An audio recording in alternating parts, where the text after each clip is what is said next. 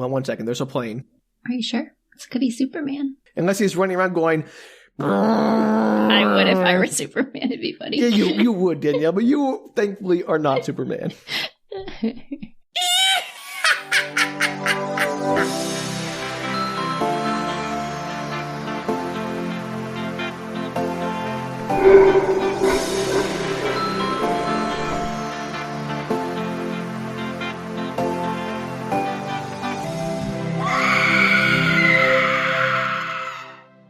Hello, everybody, and welcome to Spook Retorts! It's always fun on people's ears, I'm sure. I really love it, I bet. It's the spookiest time of year. It's our 3rd annual, Sam. That's too many. It's so exciting. I love Spook Retorts. It's the best time of the year. Everyone loves Spook Retorts. That's why we're here. That's why we're here. And it's my Spook Retort. And who are you? I'm Danielle. I'm Sam. And in charge of the Spook Retort. This is a podcast where one of us explains a weird piece of media to the other who has no experience with it, except right now, because it's Spook Retorts, we get to do spooky media. Yes, I have no experience with this media. I'm like a brand new bag of fun-sized candy. I hope it makes it to Halloween. I hope I have trick-or-treaters. This is a new house for me. I'm very looking forward to seeing. You should do your house up to do all the spooky lights and stuff. That's always the best part about Halloween. Oh my gosh, you should see the house down the road. They always have one of those giant skeletons, like the ones that are 20,000 feet. No, way taller, like 20 feet tall. Oh, even better. And it's year round. They always have the skeleton there. But now that September is hit, it's just insanity. I already thought they were already decorated for Halloween. I was like, well, they don't have to do anything for Halloween. No, I was wrong. Sweet summer child. So wrong. So much stuff. It's so good. I love it. Yeah, you should get in on that. Join in. I could just steal their stuff. They wouldn't even realize it was missing. Great. I'm on it. I'm more of a decorate in October kind of person. So we've got to, now that we're in October, or will be in October when this releases, I'm sure my house will be more decorated. Perfect. I like to decorate for holidays when we get to the actual holiday. That's fair. People who decorate way too early, I guess, follow your bliss. I'm not here to judge, but also, that's a lot of work. I do have pumpkin outside, so. Great. Speaking of things we should have done in October, Sam, we were guests on another podcast, and we should shout them out. Absolutely, because who doesn't want to have more of us? Yes, if you are dying to hear more of us with one of our good podcast friends, Dustin, with the Rewatch Recap podcast, what did we watch, Sam? We watched Roundhouse. Yeah, glad you remembered. It came back to me all of a sudden. It's been a minute. We watched the very first episode of the Nickelodeon, I guess, Snickelodeon classic, Roundhouse. And then we talk about it with Dustin, and we actually got to watch it. Both of us got to watch something and talk about it at the same time. It was a very new experience for us. Yes, it was very crazy. So go check that out. I'm sure you can find Dustin wherever you get your podcasts. Okay, are you ready for this week's Spook Retorts? I'm so excited! Scare me senseless! Yay! We are doing the cult classic. Cult classic? Yeah, it's cult classic. 1998 film, The Faculty. Very excited about this. Okay, so I expect a lot of good discussions on things like tenure committees, curriculum development, all that really scary stuff. Yes, that's exactly what this is about. It's the horrors of academia. Tenures. I don't know. Which are very real. I'm sure that is a horror movie. There is a horror movie somewhere in that. Oh no, another hiring committee? No! All right, I'm going to send you the summary. I chose all the summaries. Okay, 2 sentences, yep. No, only because I looked at all the other summaries, Sam, and all of them told you way too much more information. And I just think this is funnier if you... this summary, I don't know who wrote this, but it makes me laugh. Especially once you get to the plot, you'll understand why this is funny. All right, you ready? Bring it on. Okay. When Casey Connor... Uh-oh, we have another Connor, another C name, a double C name. Terrible. I didn't know that was his last name until I read this summary. When Casey Connor, Harrington High School's newspaper photographer, witnesses the murder of a nurse and sees her alive again, he decides to investigate the bizarre happenings. That makes sense. If you were to see a murder and then they're back walking around, I too would be put out. I cannot express to you how much this is not the plot of this movie. Great. Well, I'm glad to have wasted my time. It's so funny. funny. I laughed out loud when I read this. I was like, I mean, sure, that's the plot. Why not? I mean, I'm sure that's like the inciting incident, but that's not the plot. Yeah, so good. All right, you ready? Well, tell me what the actual plot is, Danielle. I'm dying to know. I see what you did there. Okay, it opens as all good 1990 high school movies do, which is with a football practice. No, this is like wolves again. Coach is very angry. It's apparently not going well according to coach's standards, and he's yelling at the team, particularly Stan, the star quarterback. Stan, the quarterback, got it. And Stan is clearly upset at the whole thing, feeling like he doesn't deserve to be yelled at nearly as much as the coach, whose blood pressure is probably very high right now. And he gets like issued off the field by his friends. They're like, let it go, man, let it go. Don't beat up the coach. Like, yeah, exactly that. That's what? That's a viable solution to anything in high school. And the coach, because this is the 90s and every famous person is in this movie, the coach is played by Robert Patrick, who is the antagonist in Terminator 2. Right. I remember him. Liquid Metal T-1000. So good. All right. So he is very angry. He's flipping benches. The like orange containers of Gatorade are going everywhere. And he steps on a sprinkler head because he's mad at the water, I guess. I don't know. Mad at the water? I hate the water in the water distribution system. I'm just going to step on the pipes. Yeah, he's like real mad about it. And someone approaches him from the back. You don't see who it is. And he turns around. He's like, this better be important. What do you want? And the scene cuts. You're fired for obviously being an unhinged maniac. Yeah, wild. So, cut to a late night teachers meeting. The principal is tasked with the very unfortunate task of telling all the various teachers about what they can't have. There are no field trips outside of Ohio. Yes, this is set in Ohio. Oh, that's the worst part and the scariest part of this movie so far. There's no musical this year. There's no new computers. And all the teachers are mad because the football team always gets what they want. And she reminds them that it's a football town. So yes, they do get what they want because they're the ones that are bringing in all of the money. And that's what the school board wants. Wait a minute. How does a football team bring in money for a public, I assume, high school? Right, ticket sales for their games. That's true. I forgot about those. Yeah. Man, this is already like less of a horror movie to me than more than just like a sad reflection of society. That's exactly I guess that's horror. I guess that's horror. So as they're leaving, the principal realizes that she's forgot her keys. So everybody's like filing outside of the building and she's like, I'm going to go back and get my keys. So in her office, before she can leave, the football coach appears and tells her she's looking very pretty. Oh, no. Yeah, you can tell she's immediately uncomfortable, as anybody would be as they're cornered by a male in their office. Yeah. And she tells him, like, you're drunk, you need to go sleep it off, leave me alone. Drunk?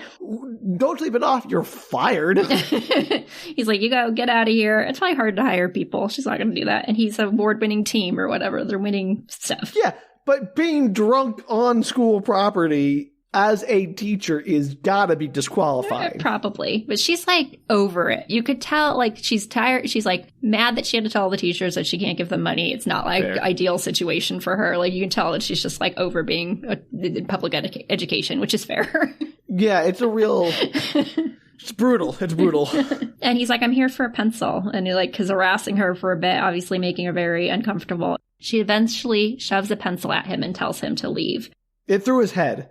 No, he takes the pencil and then he stabs it through her hand. Okay. I knew that pencil was getting stabbed somewhere. And he goes, I always wanted to do that. She's like, what the crap? As her hand, she's like staring at her hand, it's bleeding everywhere. And she takes her keys that she just grabbed off her desk and she like shoves them into his face and gouges him. And then it takes off down the hall, the keys dropping behind her. Don't drop your keys! Well, you know, she's being attacked by a dude in her office. Probably, I'm guessing, alien possessing him? I don't know. We'll find out. Okay. I'm probably getting this movie confused with Chuds. Maybe. I don't know what that is. How do you not know? You know every horror movie. You don't know Chuds? I never said that. I don't know why you're on this kick. Man, I might have to do Chuds then at some point. So all the doors are locked in the building. And we're talking like wrapped with chains locked. I guess they don't just have regular locking doors. Why would the internal... never mind. I don't know, Sam. So all of them are locked. She's like running through trying to get all the doors open. She can't do it. She runs into a storage room. She manages to get a window open, but it's not big enough that she can climb her way out.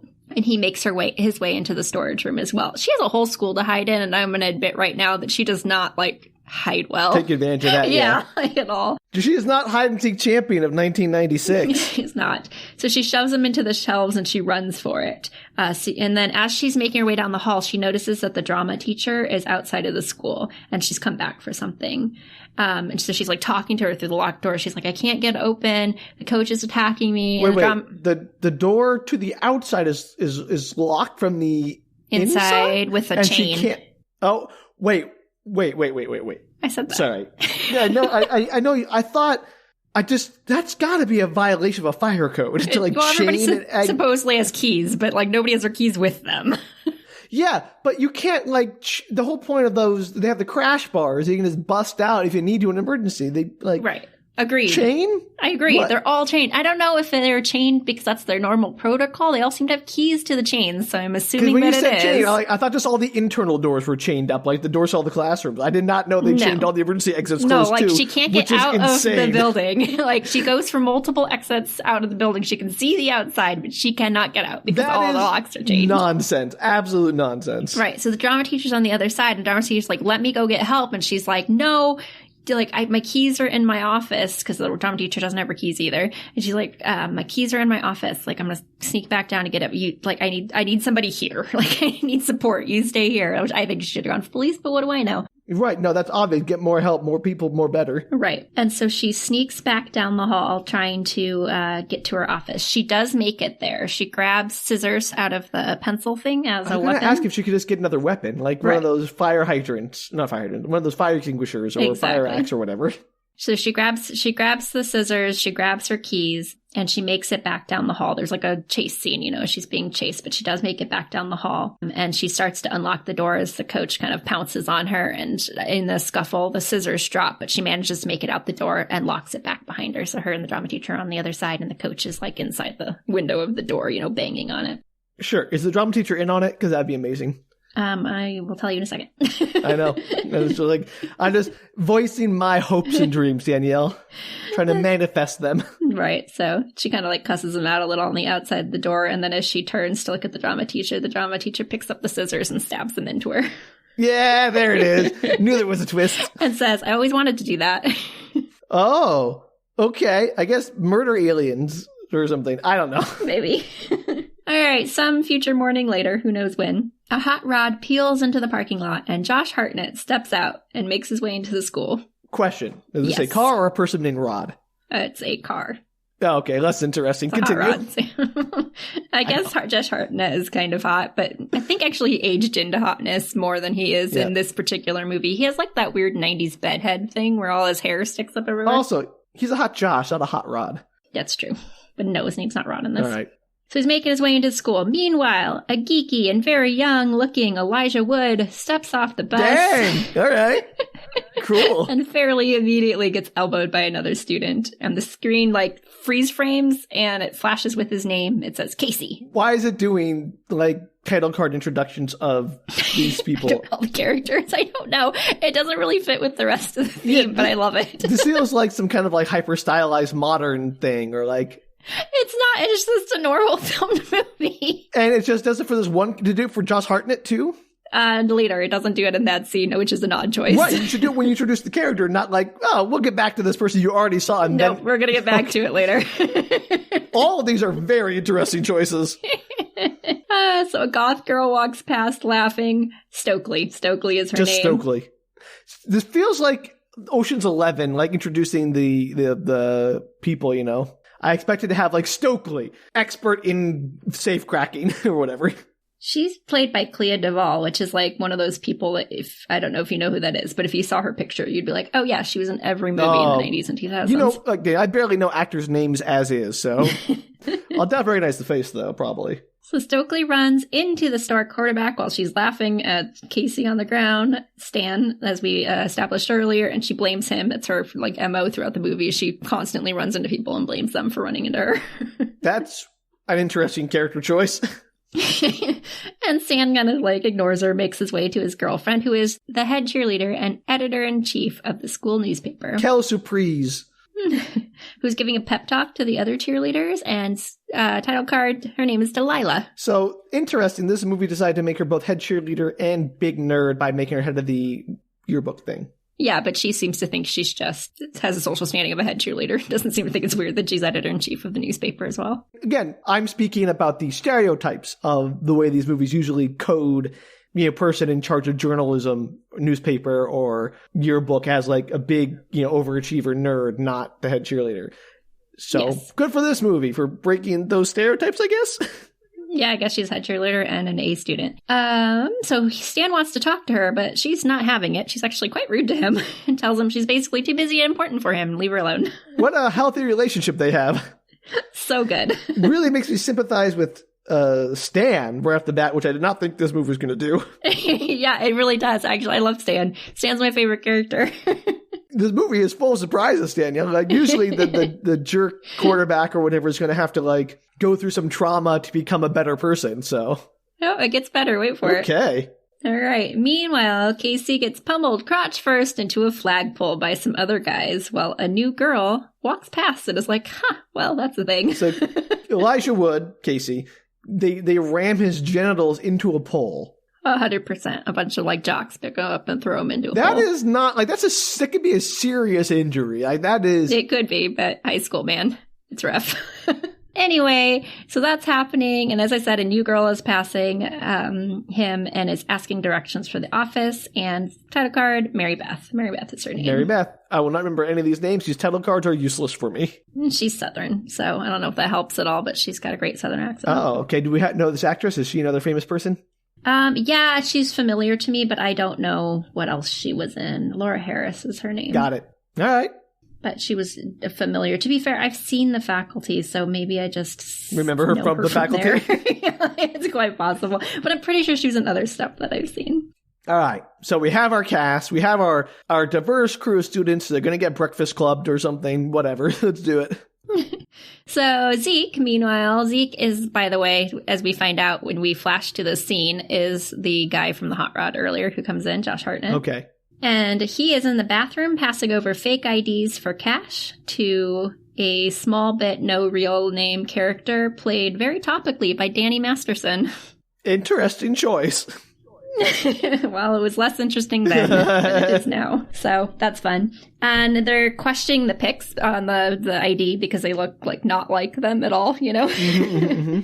And Zeke is like, no, I guarantee these. And also I will give you, he's made these pens, like ink pens, but they're filled with drugs that he's made. So you can like inject them into your body through the pen? And you could snort them through the tip of the pen.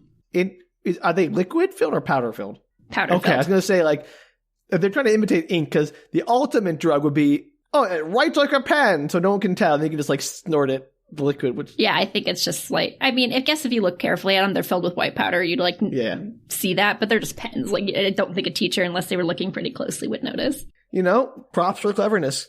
Yeah, so he's like, well, you know what? To sweeten the deal, I'll give you each one of these, this drug that I've made. They agree, and they head out. They pay him. Wow, good for him. Good businessman. That's Zeke. Meanwhile, in the teacher's lounge, the nurse is bandaging another teacher, and she's got a bad cold. I don't know why. It seems irrelevant to the actual plot of this movie, but it's a big deal in the movie. She has a cold. She thinks she would be home if she had a cold. Yeah, she says that she uses her PTO for, like, actual, like, when she's feeling well. Again, which is a pretty funny line. Harsh commentary on the American work culture.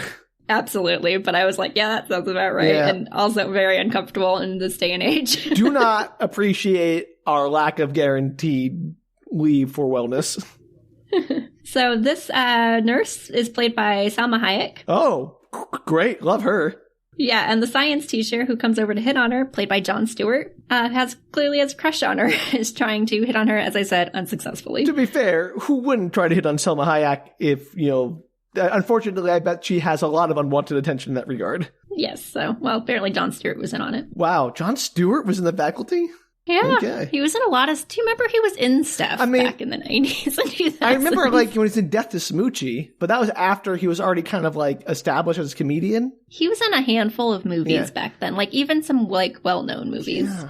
Okay, wild stuff. Jon Stewart character, glances, he's a science teacher. Yep. He glances over at the coach who is on his third or fourth cup of water and he's like, what's up with him? And the history teacher's like, it's probably a pregame ritual. And the drama teacher walks in, the one from earlier who stabbed the principal. Right. So the drama teacher walks in and she has a glow up. She's looking quite pretty she was previously like kind of a little, frumpy was the style they were going for. The coach is like, oh, you look very pretty today. And she grins. They're in cahoots. Does nobody comment on the lack of a principal? Not yet. Okay. I think it's probably just the next day. It's very unclear like how far in the future this is, as all time is meaningless in movies. But I'm pretty sure it's just the next morning. Yeah, but like the principal would be at the beginning of the day to like, I don't know. That seems odd that people are like, no, she's just not here. It's fine. Later. Yeah. A little bit later in the movies, I think one of the students mentions like, we haven't seen the principal all day or something like that. All right. Maybe I'm overthinking it, which would not be a new thing for us. That's true. So meanwhile, in English class, the teacher, who is played by Famke Johnson, which is Jean Grey from X-Men. I remember Famke Johnson. Wow. Yeah, and she's like gorgeous in real life, but they're trying her best to make her look as shy and frumpy as humanly possible. Why do movies do this? A hard sell. Yeah, like, very hard sell. Come on, don't treat us like idiots, movie. Yeah, she's got like her big glasses on and her hair is in a little like bun thing, and she got her like, I don't know, cardigan or something. Like they're trying really hard to like tell us that she's very shy and mousy, and you're like, no. And she's trying to get her class invested in Robinson Crusoe without much success. And like I said, she's very mousy, very shy. And I'm like, what an odd profession to go into, because she seems very like tentative about speaking in front of humans. Also, like, I don't know if Robinson Crusoe would be the book I would choose necessarily for a bunch of high school students. Well, she's trying her best, and she asks a question about, I forget what it is, something like, what did Crusoe fear most, I'm wrong. On the island or something? I was thinking of the Swiss Family Robinson. I always get those mixed up. Because, Robinson Crusoe is like, I think people would be into it. Yeah, I agree. I'm sorry. I always get them mixed up. My apologies. They're both Robinsons. They're both about, shipwrecks. It's the whole thing. So she asks this question, it's supposed to be kind of like a meaningful question. And Zeke, to my surprise, at least in the movie, raises his hand and says something extremely intelligent and introspective, though he does it very sarcastically. And I was like, oh, he's like the brainiac who he refuses to Yeah, he's a brainiac who's like using himself. His intelligence for crime instead of for... Yeah, exactly. Yeah, got it. But it'd been long enough since I'd seen this movie that I was like, well, that was a surprise I didn't see coming. Great, love it. So back in the hall, Stan is trying again to talk to Delilah, and she tries to brush him off until he tells her that he's quitting football. What? And why is the relationship like so strained? I don't know. I think she's very shallow in a lot of ways, I would say, and he's like probably giving more to the relationship than she is. I mean, I got that. It just seems like, man, Stan, you can do better. Like, I feel bad for him. Well, maybe we'll resolve in the movie. Who knows? You do. So he wants to quit football, and she's like, "That's not going to work for me because I'm head cheerleader, and you're like we can't. I can't date you if we're not like that's not going to fly." Oh man, she's one of those, huh? He basically tells her he wants to do things on his own merit and not just ride to college on a football scholarship. You can do both. Yeah, but she's like, he's like, I don't have time. I don't have time for it to do both. And she's like, you suck at studying and you're good at football. So that's what you should stick with, is the thing that you're good at. And he's like, I want to try something I'm not good at and see if I can succeed in it. I admire that ambition. I don't necessarily disagree with her, though, in the sense that, like, you shouldn't just completely give up on things that you are good at. I guess if he doesn't enjoy it, that's one thing. Like, he doesn't like it. I think he's not enjoying it because the coach is terrible. Okay, that's a fair point. Later you have a line, and it's not going to like change anything in the plot. Later you have a line about how when he's talking to someone else, he mentions that he had failed a test. He'd gotten a D on a test. This was not failing, but close. And the teacher had changed it to an A or a B or something like that because he was on the football team, and he was just like really put off by that because he wanted to succeed or fail on his own merit. I really respect Stan already, which is odd. I know. It's a whole thing. This movie's pretty good. I gotta say, this movie has more character depth than I expected from a 90s cult horror film. I know. Pretty good. Well done. So anyway, this is where she says, like, I can't date you then. She doesn't break up with him, but she's just like, you should really think about this because my social standing does not allow you to be a nerd, essentially. And he gets really mad about that and then walks off. Good. Say that for yourself, Stan. Stanley. Stanson. I don't know. After class, the new girl, Mary Beth, introduces herself to the goth girl, Stokely. And who's sitting alone, like reading a sci-fi book.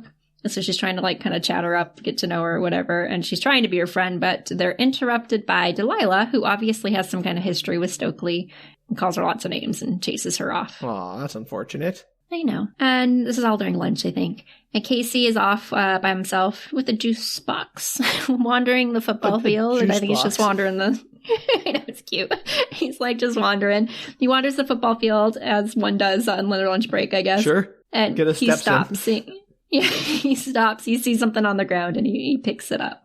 It's the bloody scissors. No. Back in the hall, Stokely is getting some water at the fountain when she sees the drama teacher step into Mrs. Brummel's office or classroom. Who's Mrs. Mrs. Brummel? Brummel is Mrs. Brummel is the mousy girl? No, is the oldest of the teachers. I don't know what she teaches, but she's like, I don't know, at least in her 70s. Like, she's just the one that's hung in. Everybody's kind of made snide comments about her needing to retire. Aw. So they close the door behind them, and she kind of watches curiously just because the whole scenario is kind of a little weird how it plays out. That's fair. Casey takes the thing that he found back to the science teacher. I'm not going to use their actor names. I'm just going to tell you what their job they have. Because do you even remember their character names? No. Great, perfect. That's fine. No idea. Yeah. Works for me. There were too many characters. Like, I had to remember all the teens. I could not also remember the names of the That teachers. is a lot to ask. You need like a chart like up on the wall, like a poster with all their faces and the names next to them. You're like, I keep track of this. I didn't think you'd remember either, so. Accurate. Absolutely accurate.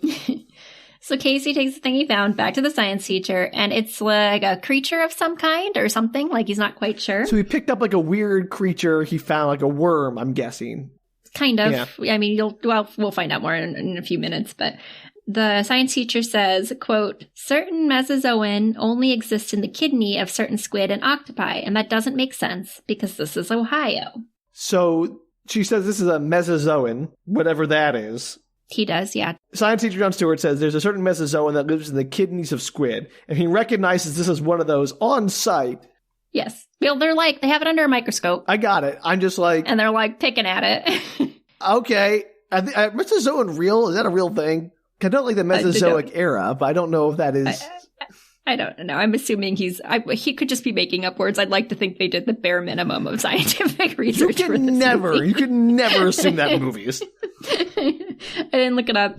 He says it's a pelagic organism. Sure. And the class is like, they're all standing around. The class is like... So he just in the middle of class. He just stopped his class. He does like impromptu science lesson. He's like the cool teacher. You can tell he's the cool teacher. Oh, okay. He's like, Captain, my captain. Got it. Yeah. Like, oh, you found a cool thing in the field, let's take a look. So he's like looking under the microscope, and the whole class is standing around and talking about it. Like about weird kidney things from squid. He has that Apparently, kind of background. He's like a hardcore science teacher. I don't know. He's one of those movie scientists who's like, they don't have a specialty, they just know everything.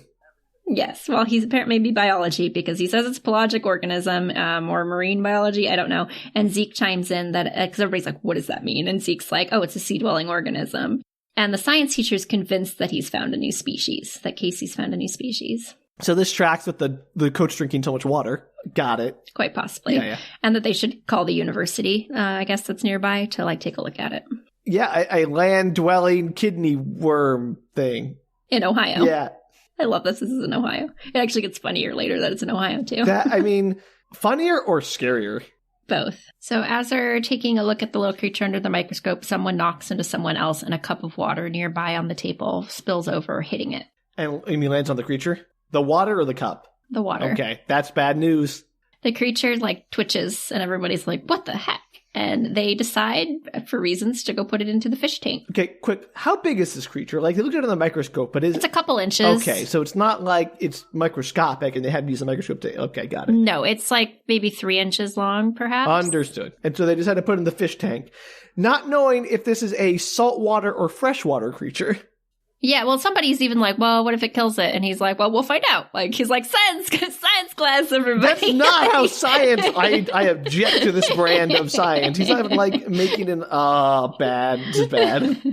Well, they saw it twitch with the fresh water that spilled over it. But that's not how you just like, okay, we'll just throw it into a tank and see... Like, you gotta, like, adjust the parameters of your experiment and everything to control for variables. Okay. None of that's happening because it's a 90-minute movie. So let's get into this.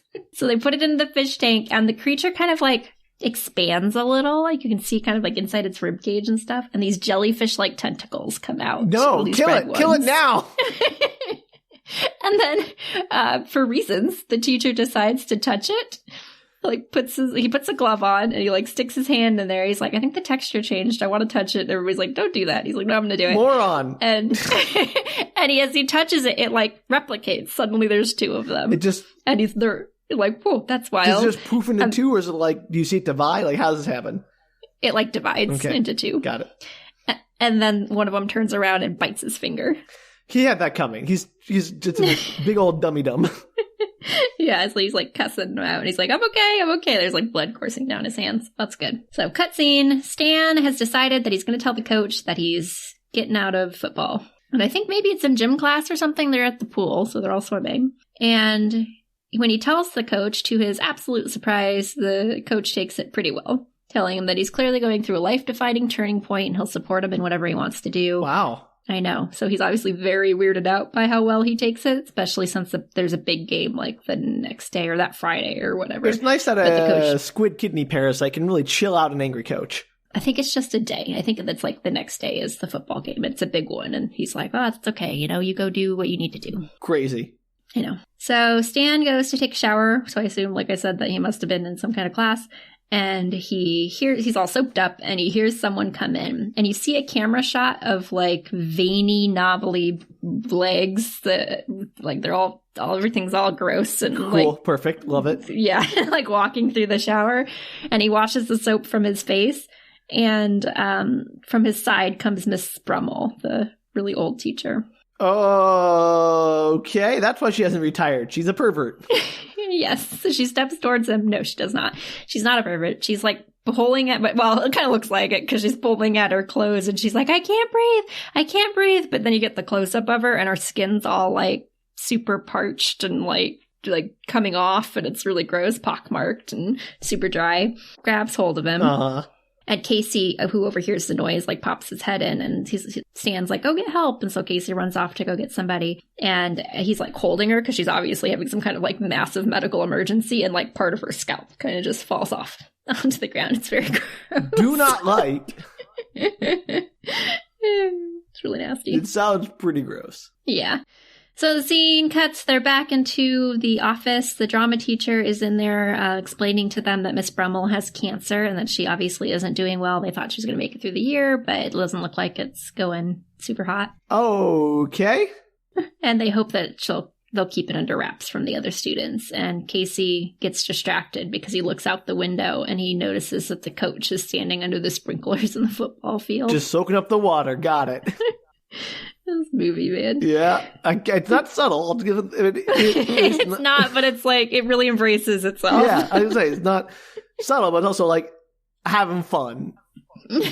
In the parking lot outside, Zeke is handing out VHS pornos, which I love. Just hand them out like for free? No, he's not. He's paid. People are paying him. They're supposedly like videos of famous people naked. He's like selling them out of his trunk. Oh yeah. Is he doing like, oh, these are the nude scenes from famous movies, or are these like, oh, secret illicit tapes of actors? It's unclear. He just promises that, yeah, they're full frontal nudity of whatever famous 90s actresses he mentions. Great. Not at all. That's awful. Absolutely terrible.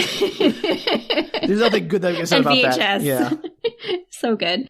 So the meek English teacher comes up and tells him that he's kind of catches him, midway through, that she's had complaints that he's been selling drugs and other stuff, and he can't do that on school grounds. And he's like, well, good thing I'm, on my car then, because this is like my property. It's not like my property. Like, that's not how that works. No, it isn't.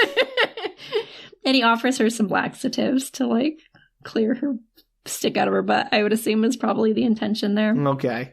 Great. I like Zeke less. She mumbles that if he just apply 5% of that intellect to school, he wouldn't be doing a second year as a senior. Apparently he's fifth year senior. I know. And he gets sassy and offers her some condoms, and she looks very struck and whispers that he's so rude and leaves. Obviously very put out by the conversation. Alas. Yeah. He actually, I don't know what quite they were going for emotion, but he does look a little like upset that he upset her, even though he actively went about it. Like maybe he feels a little guilty about it. Well, we'll see if he is redeemed by the end of the movie or not. We'll find out. Meanwhile, Delilah is looking for a scoop for the front page of the paper. Oh, okay. And she and Casey, as we said, the photographer, as you know from the summary. Elijah Wood, Mr. Nerd.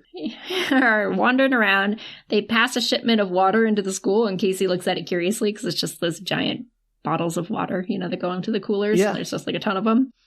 And they make their way to the faculty lounge to see if they can scrounge something up. Isn't that like aren't requisitions and like ordering stuff through a school budget really difficult to do? Probably. I don't know, Sam. Maybe they're pushing all of the school budget to water. That's what I'm saying. Like, that seems like it would be very hard to accomplish, like, the next day to have a giant, like, contract with a water supply. I don't know. Maybe they've all put in their own money. I don't know. Okay, great. Perfect. So they're digging through all the teachers' belongings, and they note that the nurse is medicated when she finds pills in her bag. They're like, well, no surprise there, because she's a little off. And Casey hits on Delilah a little bit, and Delilah clearly thinks it's kind of cute. He's trying. Yeah, he's trying, but they're interrupted by the teachers coming in, so they hide in a supply closet that's in the lounge. Oh, breaking and entering. Also, no offense, but I'm not sure there's any scoop that anyone would care about in the teacher's lounge. Like, if I was... I know, right? Yeah. Like, I don't think this is like, I really want to know what Mrs. X is having for lunch and her tuna sandwich or whatever.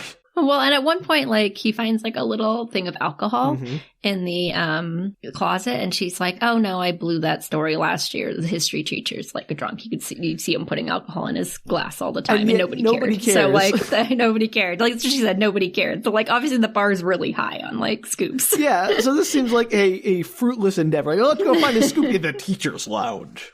But they're trying. So they're hiding in the supply closet. The coach and the drama teacher come in and go for the water cooler. The drama teacher splashes a cup of water, like, into her face, which is a choice. Yeah, nope, I get it. She's trying to keep that skin moist.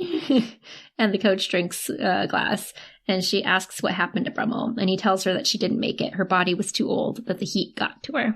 The heat! Oh, no. It's hot outside. It's Ohio, the summer. Well, it's a better weakness than water, I suppose, from those other aliens and signs. Still the dumbest alien weakness I've seen.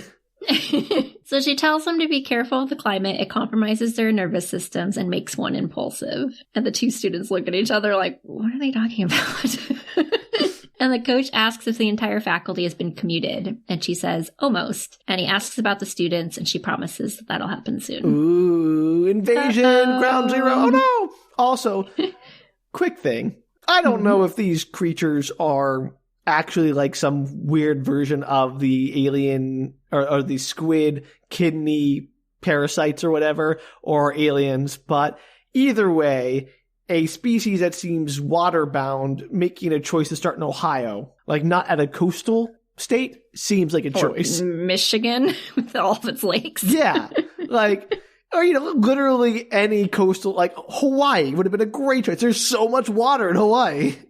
Yeah, we'll find out about this later, but it does seem like this is the starting point and not like they have gone anywhere else. Yeah, I just think, like, if they are an ocean-based life form from, they're from the kidneys of squid or some other undiscovered, ocean creature, Ohio is not the state I would choose as my ground zero for an invasion. They kind of talk about that later. We'll get into it, sort of. That does not answer your water question. No, it does not. Like, again, if they're aliens and they could go anywhere, again, maybe not even the United States. There are probably lots of much wetter climes that they could invade much more easily. I would agree with that. Yeah, here we are. Oh, well. Anyway, so they're having this conversation, and the nurse comes in and grabs her purse, taking a pill, and the two approach her from behind as she gets some juice, obviously with nefarious intentions. And the coach grabs hold of her head and forces her down to the couch. I spelled couch, coach.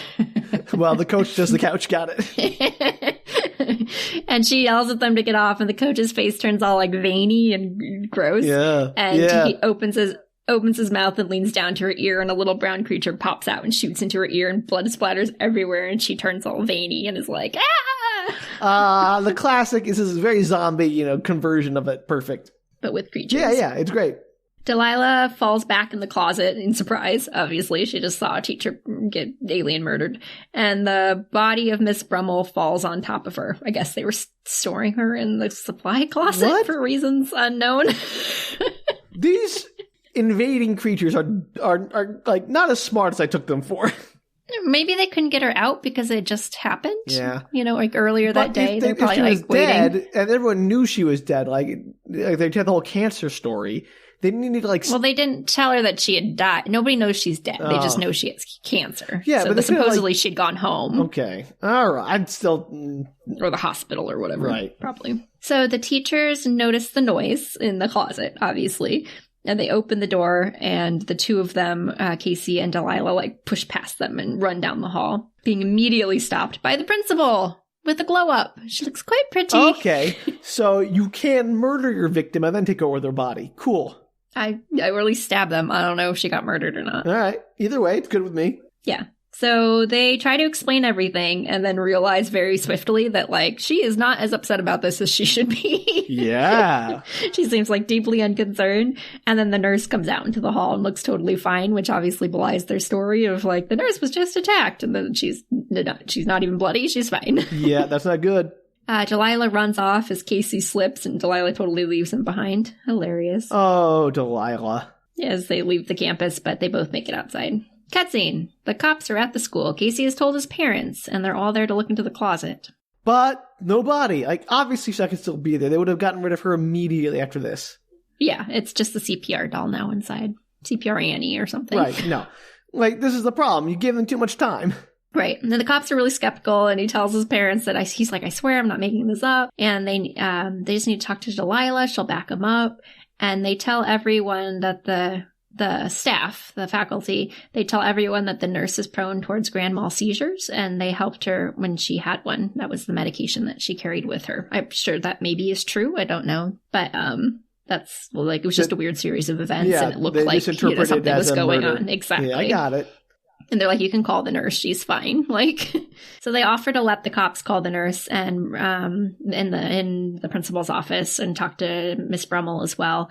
And they go to the principal's office to use the phone. Behind closed doors, a weird noise occurs while they're like standing out there chatting. And Casey like eyes the door suspiciously. The cops are now part of it. Yeah, now that the cop walks out, and he just kind of like looks a little dazed, and he's like, oh man, like we're screwed. Checks out. Now, again, why haven't they got any of the students yet? Like, they could have. This is all day one, Sam. We'll get there. All right. So, though prior to this, Casey is a straight A student on the newspaper, seemingly total normal and high functioning, his parents are like immediately go to, there is something wrong with you and you're grounded. Whoa, and they whoa. Want him to, Not they concerned? want him to get therapy. No, they want him to get therapy. That is the concern. Like, we're going to get you somebody to talk to. Obviously, there's something going on, but also you're lying to us, and we're going to like ground you for life. They take like everything out of his room, which is crazy. That to is me. Not cool in any way. Yeah, I don't like. Just terrible parenting. Like, you're totally average, high-functioning child that, as far as we know, has never been an issue or had any history of lying. Your response isn't like, A, to believe him, maybe, or B, to be super concerned, like get him a medical evaluation immediately.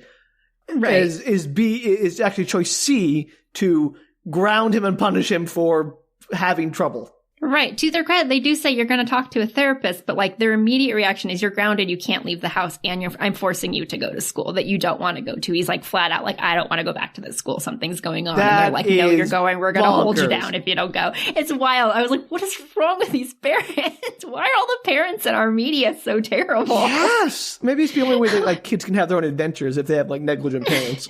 It's crazy to me. I was just like, I can't imagine that would have ever been my parents' reaction if I suddenly 180'd and was like, people are being murdered in school. Yeah, no. Like, they'd be like, oh my God, are you okay? What's going on with you? That's what I would expect, yeah. And like, they seem to have believed him prior to that. Like, they showed up at school, they were willing to call the police, like all that. Like, they believed him until their staff was like, well, this explains it. And the kid's like, no, it doesn't. And then they're just like, you're grounded. Why would he be grounded? At most, it would be like, well, you must have misunderstood. Obviously, you misunderstood. Right. So weird. It was the weirdest reaction. Do not approve. Yeah. So next day, Casey's heading to class against his will, and he runs into Delilah, who has her like hair back and glasses on and no makeup, but it's just, she's like, I'm in disguise, so that because they know I'm involved in this. I'm like, you're not in disguise. Everybody, I knew who you were immediately upon seeing Yeah, that's you. not how, like, it's like the glow up thing where they're trying to disguise somebody being like, oh, they're unattractive because they wear glasses and have their hair up. It was so weird. Like, she's like, that's like her whole thing for the rest of the movie. It's like, I'm in disguise. I'm like, you're not in disguise. The school's only so big. They know who you are. No one's going to buy that you're in disguise. It's so weird. So apparently she also tried to tell her parents, but her mom's drunk, her dad is dead, and so, like, her mom didn't believe her. And Casey is convinced there's some kind of conspiracy. They're, like, talking in the bathroom, I think. He's like, there's some kind of conspiracy. It's like a cult or something. Sure. Like, something's going on with these teachers. Fair. So back in the teacher's lounge, everyone is very, like, polite and low-key. The cameras, it's like doing that kind of slow motion thing where everybody's just very slowly going about their business. And you see the coffee pots emptied and the water containers are everywhere. There's water bottles all over the, like, bookshelves, like, water everywhere. And throughout the day, you hear in the background as the class, like, everything's kind of going about as normal. They're going to classes, all that kind of stuff. And throughout the day, you hear students being called into the office in the background, like, so-and-so, report to the office. And they're being converted. Stan has a moment with Stokely where it's like they're in class. It's very obviously that Stokely has a crush on him and has more interest in his life than his actual girlfriend. And this is where he explains, like, she's like, why are you quitting football? And she's like, followed his career in football, which doesn't seem like something the goth girl would do, No. you know? He's like, what do you, like, why are you so invested in this? She's like, well, no, why are you quitting football? Tell me more about it. He's like, no, I don't want to talk about it. He's like, no, tell me. So he tells her that he wants to succeed on merit, the grade story, blah, blah, blah. And she's like, oh, that makes sense. Like, she's totally way more supportive than his actual girlfriend. Yeah, who is not a good person. We clip about that. No. So the history teacher, who, as I said, was previously drunk and just, like, read from the book for his history classes, is now drinking water and is actively participating in class. So they're all horrified. He's become a better teacher. They also ask, he tells the class that he wants them to do a living family tree, like to plant, like to map out all of their relatives and stuff. I thought that was going somewhere because it was, like, very big scene. Yeah, like and they used it to plan their invasion. That. Yeah, like maybe they wanted to know all the relatives or something, and it's like, no, did never come back. Great, perfect. It was very weird. Back in the hallway, Zeke takes out more of his drug pens, and he's, like, pulling them from his locker and sticking them in his bag. And Mary Beth is like, who has a locker near him, is like, what are those? And he's like, oh, they're magic dust. And he offers her one, and she's like, nah, I'm allergic to aspirin, so I'm good. Like, I have a feeling those would not go well for me. Quite possible. But they obviously have some chemistry, so they're, like, introducing themselves and kind of chatting a little bit. What cliche does Mary Beth fall into? Just the new girl, or, like, does she have a She's like clique? the super sweet new Southern girl. Like, she's just... So she's kind of like your Sandy from Greece. Yeah, a little bit. Okay. In the hall, students are lined up. They're requiring, like, a hearing exam in the nurse's office. Uh-oh. In the ears, yeah. No! I know. And our intrepid little high schoolers here, they walk past, and they kind of, like, look inside, and you see the nurse, like, holding up to look into, like, somebody's ear, and the principal, like, closes the door on them so they can't see anymore. Like, it's obviously stuff's going on. Do you think that the invaders would target the people who knew the most about them immediately, instead of, like, we will call them to the office last? Right. They definitely don't do that. They, in fact, it's noted here shortly that they start with all the, like, high functioning students. So all the ones that are, like, student government and the football players, and, like, all the ones that are super popular. But yes, you think you would go after the ones that are, like, kind of suspicious like of you. two or three students. It's only 2 or 3 who don't, like, set you back weeks or whatever to target them first. Agreed. Man, these aliens are dumb. Whatever. Invaders. I'm calling them invaders. We haven't established that aliens are from our oceans or whatever. But I'm sticking with invaders. So Delilah walks past. She grabs Stan, and Casey gets Stokely for, like, 2 separate meetings. They're having 2 separate meetings. And at lunch, Mary Beth is still talking to Zeke. They went to lunch together, and Mary Beth is explaining that her parents passed away, and she moved to Ohio to live with her cousins. Unfortunate. Yeah, so Zeke admits that his parents are pretty much out of the picture, too, though they're still alive. It's not really relevant to the plot, but you find out that they're just very, like, absentee. Like, they're rich and they're never there. So he's basically, like, raised himself. And he's looking around while they're talking, noticing kind of how odd people are acting. There's a long line at the water fountain. Some people seem very zoned out or very argumentative. Everybody's just, like, a little off. And he asked Mary Beth, like, do you notice anything weird? And she's like, yeah, I'm from the South. Y'all are all weird. Like, it is Ohio. Get more specific. Like, I don't know what's going on here. I'm confused. I'm new. Yeah. So some guys come up to get his magic pens again, and as they're pushing him for more, the English teacher comes back up. And she's had a glow up too, to her X-Men level style of hotness. There we go. Let's just admit, she's already hot. And she's like, it's got like her tank top on, and she curses him out for selling and not living up to his potential, but not in a like fun way, in a really like mean-spirited way. So this in particular invader decides they're going to remain incognito until they have accomplished their goals by acting entirely out of character and parading a student loudly to try to motivate him to do better? I don't think she's trying to motivate him to do better. It feels like just cruel. This never really comes up, but it feels, earlier the two different characters were like, I always wanted to do that. Yeah, so it's just like they're acting on their impulses. Yeah, like a little impulsive or something. Like, okay. It's just like she's always wanted to chew him out because he's always really sassy to her, but she's never had the like. So the invaders, when they get inside your brain, unleash your repressed impulses. Quite possibly. It's very unclear. Okay, great. Perfect. Makes as much sense as anything. Let's go with it. Casey and Stokely are in the library, and he's explaining his theory that obviously something's going on, and she's like invasion of the body snatchers. What are we talking about here? I am, yeah. And he's like, yeah, that's it, basically. He's basically convinced that that's exactly what's happening here. Like that aliens have somehow taken over the faculty, and that they've, he has this whole theory though, that like aliens have been here for a long time. Because how fiction's always based on some grain of truth, essentially. Is that true? I don't think that's... No, but, but this is what he's saying. His theory is that aliens have been here for a really long time. And they've been living in the kidneys of squid. Yeah, and they have used our media against us, making it seem like the way that they would take over the world is much different than they actually would. So it's basically like a science fiction media cover-up. So when the real thing happened, we never believe it because we've seen so much fiction about alien invasions. Okay, that's dumb for a couple reasons. One, agreed. We can use our media to destroy ourselves. Thank you very much. We don't need aliens to do that for us. B, there are plenty of examples of aliens slowly replacing people. That's like Invasion of the Body Snatchers, the pod people stuff. Like, They Live, I think is that the one? Anyway, the point is there are lots of examples of that type of slow replacement of people that this wouldn't be like, this is not like, oh, we would never expect that kind of invasion because that's never been done in media before. Like, it's very much been done. I think it's not so much that it hasn't been done in media before, though I did kind of say that, but only because he's a little unclear in what he's saying. But I think it's more like they've created this idea that any alien invasion would be fiction. So if you thought that was what was happening, you'd be like, there's no way that's happening because that's like we've been saturated with alien invasions. That's even dumber because like anything that's fiction eventually be like, you could say that no one ever believed that they would fall in love because there's all this media that's fiction about people falling in love. Okay. I'm not saying that that's what the aliens are doing. I'm just telling you that's Casey's theory. I get it. I'm just saying Casey is not putting forth a theory that holds any water. Ha ha ha. So. All right. Well, she doesn't buy it either. Good, because it's a dumb theory. It's stupid. I hate it.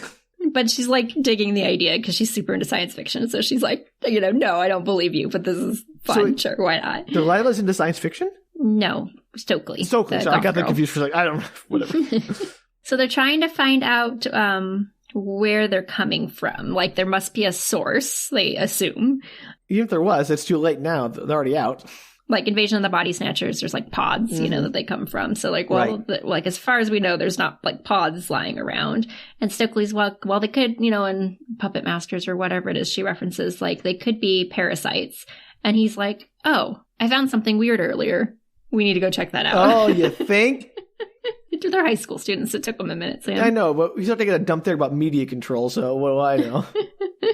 So they meet up with Stan and Delilah, and they go to the lab. But to their surprise, the species is missing. It's gone! No, I did not see that coming. Oh my god. So Stan is like, why am I here and what is going on? Because nobody's explained to him yet what's happening. Sure.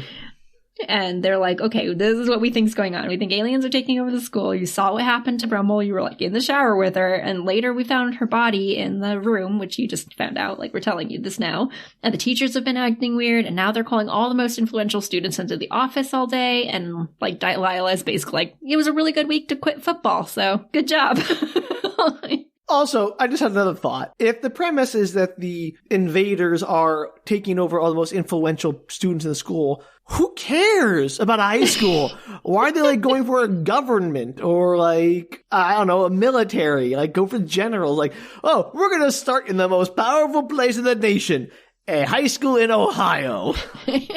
I don't think there's an explanation for this, but they kind of talk about it a little bit later, and we can maybe have some theories then. I don't know. Okay, I'm just saying, these aliens are not particularly smart. I feel like if you're going to start replacing people, and maybe if you want to keep it a low profile, because everyone's like watching the president or whatever, I still feel there are bureaucrats within offices, you know, aides, staffers in government that you could take over. That'd be a much better choice. Or if you felt really inclined to go after high school students for whatever reason the case may be, you could easily get into like a private school with like a magnet school. Like the president sends their kids. Yeah. Right. Like, or like even a much larger high school, like a rural, I'm not rural, like a small town Ohio. It's actually quite large. Okay. I assume this was a small town because they always do small towns in these kind of movies. But. No, it is it's considered a small town, but there's like a lot of students. Okay. They obviously had a ton of like extra support casts like running around. There's a lot of kids. I retract that one particular complaint, but none of the others. They'll stand. Yeah. I don't know how many students are in the class, but it feels like a very full, like normal public high school. Because it'd be easier, I feel, to do that kind of switcheroo in a much larger school. Yeah. All right. Well, they got one thing right. Get a large school. Everything else they suck at. So, meanwhile, Mary Beth is following Zeke around, and they end up into like a supply closet. I think maybe the same supply closet as earlier where she was trying to escape the principal. Right. But apparently he gets his equipment shopping done at the science lab storage closet. Interesting. She's like, so you borrow all of this to make your drugs? He's like, I prefer to call it stealing, which is pretty funny. He's honest. I guess he's an honest thief. Yeah, and then they make out a little. And then as they're making out, they happen to overhear the others talking about the aliens through the air vent. It's like very clear through the air vent. Sure, why not? And they think it's a funny conversation. They're like, what are they talking about? So they head over next door to the classroom. You're like, it's not a joke, guys. It sounds like a joke, but it's not. They're trying to take over the media, but they're doing a very bad job of it. Also, they think high schoolers are important and not actual government people. Right. So they're explaining everything to them. And Zeke is clearly like, what in the world? You guys are stupid. Yeah. And they're interrupted by the science teacher. And Zeke, who thinks this whole conversation is hilarious, immediately is like, when the science teacher's like, what are you guys all doing in here? You know, you're not supposed to be in here. And he's like, oh, we think you're an alien. And also all the rest of the staff are aliens too. Oh, just spilling the beans, Zeke. Yeah, everybody looks at him like, what the heck, Zeke? And to their surprise, the teacher attacks them. Oh, I'm so shocked. Poor science teacher. Oh, Jon Stewart, we hardly knew ye. We did. And actually, it's a pretty great fight because Zeke rips off a paper cutter blade, which would be a wicked weapon to have in a fight. That's brutal, man. It's so good. Like, it's like the old 90s ones, too. Like, the hardcore, not plasticky ones. Like a guillotine, yeah. Yeah, like, and he, like, just, like, yanks that sucker off. Like, it's a really good scene. And he starts, like, swinging at the teacher, and it cuts his fingers off, and his little fingers, like, crawl away on the ground. Gross. Also, how? I don't know. They just become their own separate entities. Yeah, but I'm just like, human bodies don't have the capacity for that, I guess. I mean, maybe. I don't know what to tell you. Okay, cool. You got to go with that if you're going to believe the rest of the story. You know what? Maybe they change our body, like metamorphoses, like a butterfly kind of thing. Yeah, and so like a fight ensues, and Zeke ends up stabbing him in the eye with one of his drug pens. Ooh, so his drugs will save the day. Yes. So, to their shock, the eye starts to foam, and he twitches and falls over and clearly dies. It's all like kind of desiccated. Yeah. And Casey scoops up one of the fingers in a jar, and they're like, we gotta get out of here, like right now. Just walk to the parking lot. Look normal. He's just my pet finger in a jar. Don't worry about it. So they make it through, and everybody's kind of like staring at them. Like, obviously, everybody's been, not everybody, but a lot of people. Are they not covered in blood? They are not. Interesting. I think because there wasn't a whole lot of blood spray other than the cutting of the fingers. Okay. Well, good job them. Keeping it clean. Yeah. So they do actually make it to the parking lot with limited issues, and they're trying to head out of town, but there's a police roadblock. And so Zeke turns around and heads to his house. So. Or makes it another way. At least they took over the police. That was the one smart thing these invaders have done. Yes, they did take over the police. But to be fair, they didn't take over the police by choice. It was sort of like, oh, the students have brought the police to us, and I guess we'll just do it then. Like, that wasn't part of their plan. Yeah, I don't know if it was, I don't think that was part of their plan. Maybe it was long-term plan. They were going to start taking on other people once they got the students. Because if you get the students, you can get parents, you can get everybody else. But I'm saying you could do the same thing with literally anybody because they'll go back to their homes. 100% agree. Yeah, it's just dumb. I think it's just because it's the 90s and everything was set in high school I get it. in the 90s. It's got to be high school because, yeah. But I'm just saying, these aliens deserve what's coming to them for being the worst at invading the power structure. Maybe they don't understand the power structure. Maybe they watch too many 80s movies or like, high school is the most important places in America, in the world. Maybe. All right, Zeke apparently has a huge chemistry lab in his garage. To be fair, his parents don't ever come around, so... Yeah, why not? And he's like a genius. And caffeine pills, I guess, seem to be a part of his drug, so that's fun. Why not? Everyone needs a little kick. So they do some science on the parasite. They cut off a piece of it and place it in his science mouse's cage. His science mouse. Great. Perfect. He has a science mouse. It has a name. I don't remember what it was, but... Well, you don't ever name your science mice. They're not long for this world. So he places the little part of the parasite in there. He rehydrates with water, and it immediately attacks the mouse and, like, climbs into its ear. Oh, so much for the science mouse. And the mouse goes straight for his water. And Zeke breaks the little science mouse's neck. You don't see that, it's off screen. And they dissect it to kind of see what happened inside of the mouse so they can know how the parasite functions. So he does a little dissection on it, and the parasite is obviously attached inside. He's like, yes, this is definitely a parasite. And look how it's like dried up the inside organs and everything. Like it's feeding off of the water that's inside of the body of the mouse. So they clearly feed on water or need to stay well hydrated. Hence why they're using humans, because humans are a lot of water. Sure, I guess, but we're not like more water than other creatures. Well, that's what they're doing, Sam. Come on. I wish it would be as interesting if they were taking over bunnies or something. I disagree. I wish this was more like The Thing, with the John Carpenter's The Thing, where anything could be, like the dogs are infected. The dog, yeah, right? Yeah, which was much more terrifying than the people at that point. So it'd be fun if like, oh, be careful, because that bird could like swoop down and get into your ear. Like it could just come from anywhere. That's true. Maybe if they remade it, everything would be fair game. Yeah. Anyway, I'm just saying, again, these invaders, not good at invading. They're terrible. Like, if I was in charge of this invasion, we would have won already. Yeah, really. Stokely believes that they're all connected based on her, vast sci-fi experience. Oh, no. They're going to, it's like the kill the queen, they all die thing. 100%. She says, if you kill the master, you can get them all. Boo. That's not how it works. And per sci-fi legend, I guess, if they can do that, the hosts, the humans, wouldn't die, just the creatures would, theoretically. That's what she says, theoretically. Yeah, I know from my sci-fi movie that if I kill the queen, all these real parasites that have been sucking their organs dry will just shrivel up and die and have no ill consequences for the hosts. Yep, 100% that. Dumb. Casey's like, well, we have to do it. Like, obviously, they've taken over an entire high school in a day and a half. Like, by the end of the week, they'll have entirety of Ohio. Like, they'll have Ohio. Like, they're spreading too fast. Okay, that's not very. Like, they have Ohio. So what? I mean, no offense, Ohio, but I'm not like particularly concerned if like, oh no, they've taken over Ohio. We're all screwed now. So they have a whole conversation. I wish I'd summarized it better, but I did not. But basically the whole conversation is like, why wouldn't they start someplace bigger, like Washington, D.C. or something? Yeah. And basically the conversation is that it's too obvious, I guess. So they would take out, they could take out entire towns before anyone notices if they just like started adjacent to that and worked their way outwards. So that's why they're in Ohio. I guess Ohio is the forefront of the alien invasion. No surprise. I already mentioned, like, if they're trying to keep incognito, there are better ways to do that. No, incognito and Ohio are the same thing. Okay, I guess. I mean, but by that line, it should have gone for like a Dakota or something, because nobody's paying attention to those. I don't know. Ohio is a political storm front, Sam. It's a good place to have, like, if you're going to go big. It wasn't in the 90s, really, Danielle. That's true. They were thinking ahead. The aliens knew. We're so smart. They had a real good sense of politics in 20 years.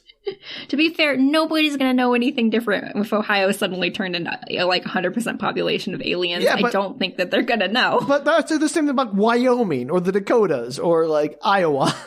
But there's more people in Ohio.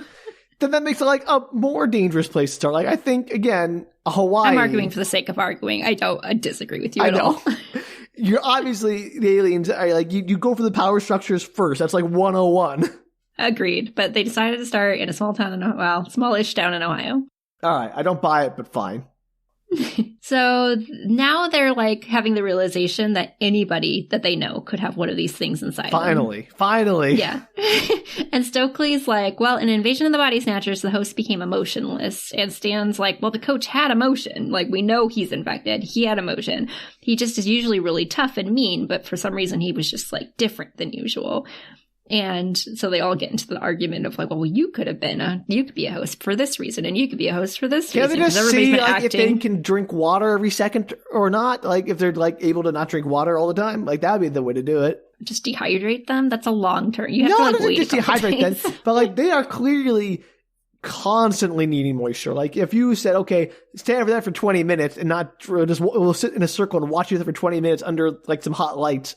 And if you're fine, you don't need to drink immediately. It's great. Like, that's fine. Yes. Some hot lights probably would have been like a sauna or something. Yeah. No, not a sauna. Sauna, like a hot sauna. Yeah. Whatever it is. Like, if you can stand. Let's get you really hot. Yeah. Or like, dehydrated. Turn on like the hot shower or whatever. I know the steam would feel like it would help you, but it's actually like drinking it. You're still sweating out all your moisture. So. Yeah, don't know. They decide not to do that. Actually, what they decide to do is to take a hit of the drugs that Zeke has made because they know that instantly kills them. Again, jumping to conclusions because you stabbed him in the eye with your drug. I think that would have the adverse effect on everybody. But then it like all foamed up and they became really like shriveled and he says that the reason why that worked is because it's a diuretic. So it like takes the water out of their body, essentially. I mean, the diuretics don't take it makes you pee. I know how bad diuretics work. I know you do, Danielle, which is why I'm not buying that you're like, the acceptable solution is a diuretic. I'm not saying it is, but that's what they're saying is basically like it dries them out. You need a desiccant, not a diuretic. Well, he doesn't have that floating around. He just has the drugs. Okay, fine. So now, if you were going to have everybody snort from a pen of whatever drug he's made. If I was, yes. Would you do this one at a time? Would you do it all at the same time? Like, how would you go about this project? Probably one at a time so you could observe the reaction. Okay, but then who's in charge? Because somebody's last. What if that person's the alien and now everybody's high? I mean, that's a fair point, Danielle, but like, I would go with Zeke because he made the drugs. He knows it kills them if he's offering them all to do it. But he could be one of the people in charge. He knows a lot about it, and everybody prior to that thought he was just like a junkie who was repeating his senior year in high school. Suddenly, but if you do it all at once and you're all high, then no one knows what's happening. Yes. Well, there's like a point there. I'm assuming it takes a minute or two for the high to settle in, where you would know if somebody was dying from drugs. I don't know. Maybe it takes as long as the drugs take to kill the person. I don't know. It's mystery. They decide to do it one at a time, which I think is a little crazy, only because who's the last one? You'd have to agree on who's the last one. Sure. Or maybe you could do like two last people at the same time. But the point is like, no matter how you do it, there could be any number of them could be infected. Sure. So Mary Beth is like, I don't want to do that. I'm allergic to aspirin and I will die. Sure. And they're like, well, you have to. You have to do it or like, you're going to die anyway. We'll kill you. There's a gun in the room, by the way. I didn't mention that earlier, but he has a gun. Yeah, well, it comes up in a second. So just a mention that it's on the table. And so everybody takes like a hit of the drug, snorts a little bit of the drug, and so far nobody's had any issues. So you got like Casey and then also you're Stokely making a large assumption between killing them when you stab it into their eye versus snorting it or like. I think they're just assuming if it gets into their system in any way, it's going to cause a reaction of some kind to them that they would Why know. didn't they test this by like sprinkling some of the drugs on the mouse or something? Yeah, and drinking on it to see if it's like just physical contact of it. Can they put it in their mouth? Does it have to be up their nose? Like, there's just a lot of... to see if it even works. Like, hey, let's test on the mouse and see if it wasn't just some weird thing about this stabbing them in the eye or whatever. Maybe the eyeball. I agree. That would have given them much information, too. He seems like he has all the science equipment. He already had the science mouse. Put to work. Just the one mouse, apparently. Yeah, use it. So they've almost all gone around and done it, but they're down to Mary Beth and Delilah. Mary Beth is like, I don't want to. I'm allergic to aspirin. And Delilah is like, I'm not going to do it if she doesn't do it. Like, that's ridiculous. So they have this kind of like show off, and then they decide they're just going to do it at the same time. So good luck not dying, I guess, Mary Beth. Also, if y'all did it at the same time, it'd be so easy to go 1, 2, 3, and they're like, not do what everyone else does. Like, you wouldn't have solved the alien problem either way. Well, they were like watching everybody to make sure they snorted some of it up because you could see inside the pen. All right. So Mary Beth snorts it, and when Delilah goes to do it, she starts to sniff and then throws away the pen, cowering. And they all grab her, and she gets all veiny and buggy, and things crawl under her skin. So apparently Delilah's an alien. Yay, Delilah, the one we like the least. So Casey grabs the gun and aims it at her, and they go back and forth on shooting her. Like, one person's like, shoot her, don't shoot her, shoot her, don't shoot her. And she's like, I don't. Why wouldn't you shoot her? I don't know. Because it's somebody you knew previously. I mean, it'd be kind of weird. I get that, but this is like the whole zombie movie thing. Like, it's not them anymore. They're gone. Right. And so this goes back and forth until Stokely just grabs the gun and shoots at her. And she's like, I'll kill her. I don't care. I don't like her. Ouch. Harsh. I know. And Delilah dodges and sweeps at the lab. So she like pushes everything off the table as she's like running out the door, breaking all the equipment and all the drugs and everything off to the floor. Should have killed her first. I know. And so they're shooting at her, but they're not hitting her. To be fair, they're high as kites. And a driver's education car pulls up, and she jumps in and speeds off with the driver. Don't ask me how he knew she was I was going to say. Alien senses, I don't know. Cell phones are not a thing right now. Or it's not a common thing. None of them have cell phones. So, as mentioned, most of Zeke's supply is now destroyed, but Casey reminds him that if they can just kill the queen, they can get the rest. Right, so just the queen, the only one that matters. But they don't know who that is, so good luck. Maybe they could apply their very good science skills to it. Maybe. So, to the tune of Another Brick in the Wall by Pink Floyd. Sure. Because why not? Yeah. They head to the football game, as that's what they say, the only place the queen would be on a Friday night, because everybody in town is there. So if you're going to like hit it and hit it big, that's where you're going. That's a fair point, I suppose. Yeah, I was like kind of on the fence until they explained their reasoning, and I was like, oh yeah, I guess that's true. If like most of your town turned out for a Friday night, get everyone in game. one place. You can easily pass from ear to ear. It's fine. Yeah. So they think it might be the principal because she's, in charge of the school, right? And they know she's like one of them. And they spot her in the crowd in the stands, but she spots them as well and heads down out of the stands. And they've gone over to the gym to get their, to game plan or something. So she follows them to the gym. And as she walks in and like she kind of startles them, but they recover quickly, they jump on her and they wrap her in a volleyball net. Uh-oh. Yeah. Volleyball. More, I don't know, I had something about nets. So they try to make her sniff a pen by holding the gun to her head, and she refuses. She's like, what are you doing? I'm just a teacher. Like, I'm the principal. What is going on? And you're like, she's playing it completely cool. Like, she's not one of them. And they get kind of like confused. They're like, what if she's not one of them and we're going to like shoot her dead? Like, this is bad. Just like shove the drugs in her tongue or something. Yeah, I don't know why they don't put it in her mouth, on her skin, whatever. Like, see if something works. You would not, like, just try. You can, like, dab it up her nose if you need to with a finger. It's gross, but life or death. Yeah, they're trying. There's like, so it's the weirdest conversation because they like seem to think that she personally needs to sniff it to get it up her nose, and I'm like, no, she doesn't. Yeah, like this is why I want you to do the test on the science mouse. Yeah, like put it down your finger and stick it up her nose. Agreed. So like I said, she's doing a very good job acting like she's not infected and is just a normal person. And they keep debating between just shooting her or stabbing the pen into her eye. And she's like, "Don't stab a pen into my eye." Like, what are you talking about? Like 0 to 100 with these people. There's no in between. I don't know. And then they just shoot her. They shoot her in the forehead and she like falls backward and blood is pooling everywhere. And they start like freaking out because nothing's happening. Like she's just dead on the floor. Yeah, of course. I mean, what do they expect to have? Like the aliens like, oh, she comes back to life because they shot her in the head and the parasite's now dead? Well, maybe. They don't know. They don't know if it kills them or not. Yeah, but you still like destroyed her brain. Like if the parasite's dead, she still like has no brain now. Maybe, except that as she's laying there and they're arguing whether or not she's actually dead, these like parasites erupt from her body. They just suddenly like eject themselves from her skin.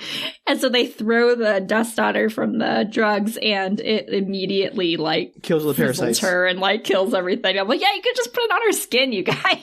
Yeah, also, very good point. Like if you killed the body, the parasite inside would probably have the ability to find a new host, so. Right. So they've killed that. So they go out to see if it worked because they need to know whether or not they just killed the queen, Uh-huh. And unfortunately for them, there's been a big rainstorm while all this was going on. So everybody's leaving the field. Yeah. Yeah. So they kind of like hope for the best. They're like, well, if we're wrong, we're screwed because now the entire town's infected. Not really the best at their job. Yeah, they're 17 or whatever.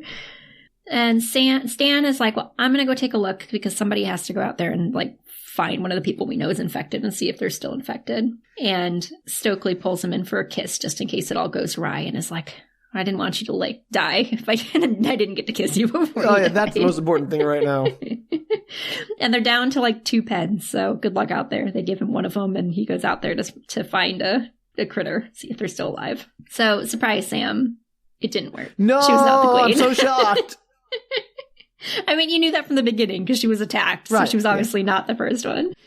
And the coach is like, it's actually kind of a funny scene. The coach and a bunch of the players and stuff are like bugging out on the field. Like they're just standing under the field. The rain is like pouring down on them. They love the rain. Like, yeah, all their little like jellyfish tentacles are like springing from their face, like trying to soak in the rain. Kind of cute, you know, just like really enjoying nature. It's nice to see. Yeah, they look down, and when Stan walks up to him, he's like, "Hey, coach," or whatever So he does says. not notice the tentacles? He's like, no, that's a clue. I think he just walks up to the field, and when he gets close enough, he's like, "Oh crap!" And then they like all look at him, and he's like, "I'm screwed." Okay. So Stan, cutscene, and Stan is running back up to the gym door, banging on it. He's like, "Let me in! Like, they're coming after me, let me in!" And obviously they're worried that he's been infected because he's been out in the world. Put some drugs in your face. And they're like, "Do you have the drugs on you?" And he's like, "No, it was the coach. The coach is the queen. Like, he's the one that is in charge of everything." Because that's what he tells them. Yeah, but how does he know the coach is the queen? I don't know how he came to that assumption. Maybe just because he was like leading an entire group of people in the field to do like water yoga. I don't know. Okay, sure. So he's like, "The coach is the queen, and I dropped my pen in the rain because he was chasing after me and he was too fast for me, and like let me in." And they're like, "We can't let you in unless you prove to us that you're, you know, not one of them." And so they push their last pen under the door to him so that he can do a like whatever test, do the drugs to prove.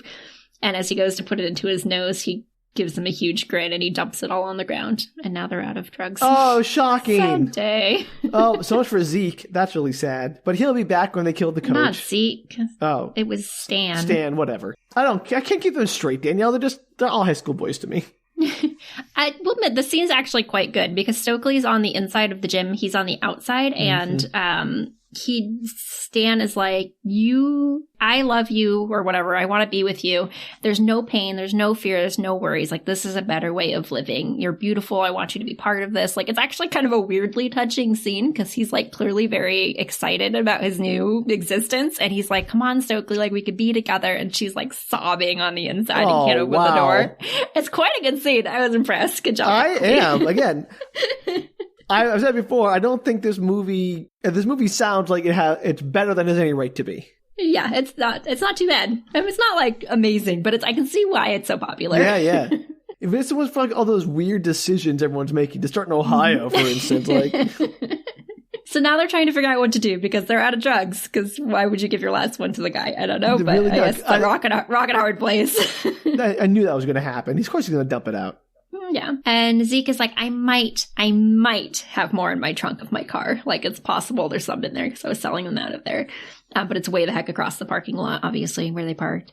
And Casey and Zeke opt to go see if they can get it. Not sure what else to do because they need the drugs, obviously, to be able to get the queen. Sure. So I guess the football team's on marching orders because they're just like literally marching up and down the parking lot, like looking for them. That's a great march orders taken literally. Love it. And Zeke is the decoy, so he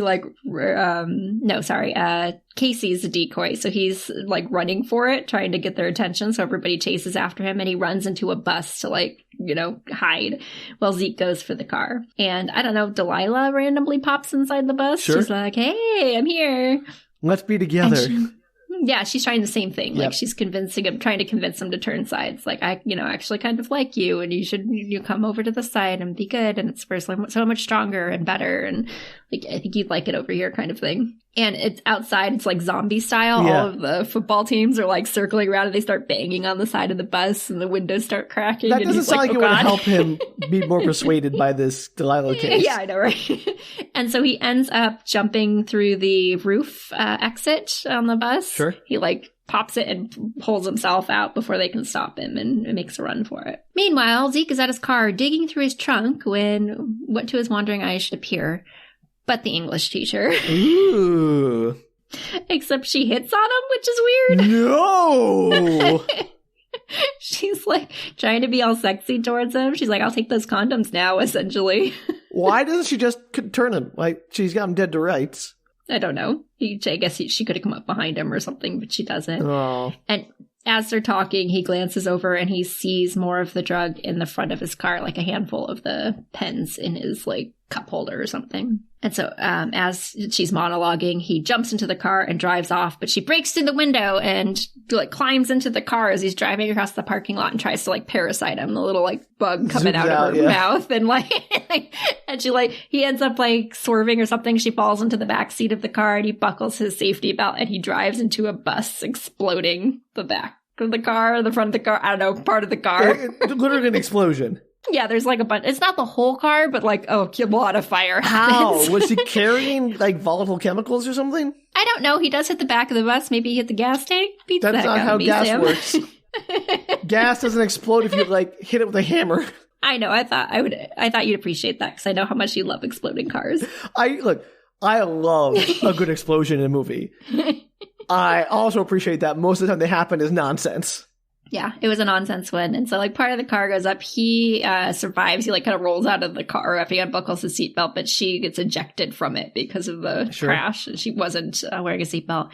And it's really funny because he's like on the ground trying to like grab the drugs and like get up and he's all like, you know, shaking and stuff. And you see her head on a squid body. It like tentacles past. Her head's just like on top of it as the squid like looking for the actual rest of her body. And her headless body's looking around like, where's my head? That's great. Classic. So good. It's like classic Frankenstein monster person like. Yeah, he's like, no. And then he like just runs away. He's like, I'm not putting up with this right now. It's really funny.